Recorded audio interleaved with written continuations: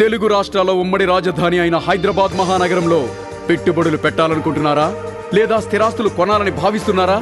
అయితే ఒక్క నిమిషం ఆగండి, ఆలోచించండి.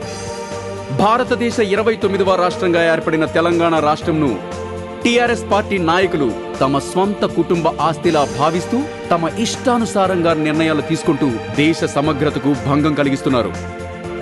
ఇప్పటి వరకు సీమాంధ్ర ప్రజలు వ్యాపారులపై వ్యక్తిగతంగా దాడి చేసిన టిఆర్ఎస్ గవర్నమెంట్ కన్ను ఇప్పుడు హైదరాబాద్ మహానగర పరిధిలో సీమాంధ్ర ప్రజలు నివసించే కాస్ట్లీ ఏరియాలు అయిన జూబ్లీ హిల్స్, బంజారా హిల్స్, మాధాపూర్, హైటెక్ సిటీలపై పడింది.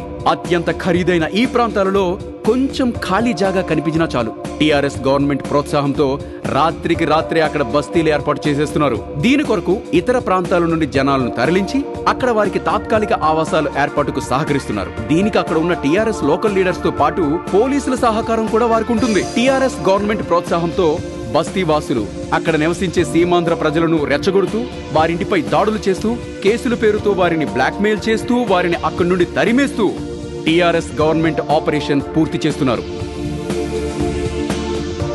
దీనితో అక్కడ నివసిస్తున్న సీమాంధ్ర ప్రజలు తమ ప్రాణాలు అరచేతిలో పెట్టుకుని జీవిస్తుంటే హైదరాబాద్ లో స్థిర నివాసాలు ఏర్పాటు చేసుకోవాలని భావించిన సీమాంధ్ర ప్రజలు హైదరాబాద్ లో స్థిర నివాసం అంటేనే భయపడుతున్నారు.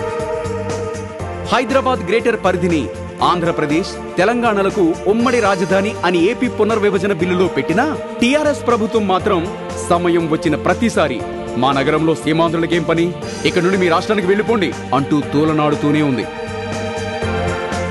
హైదరాబాద్ మహానగర అభివృద్ధిలో కీలక పాత్ర పోషిస్తున్న సీమాంధ్రులపై తమ రాజకీయ వ్యక్తిగత ప్రయోజనాల కోసం మొత్తం తెలంగాణ భవితనే పణంగా పెడుతున్నారు.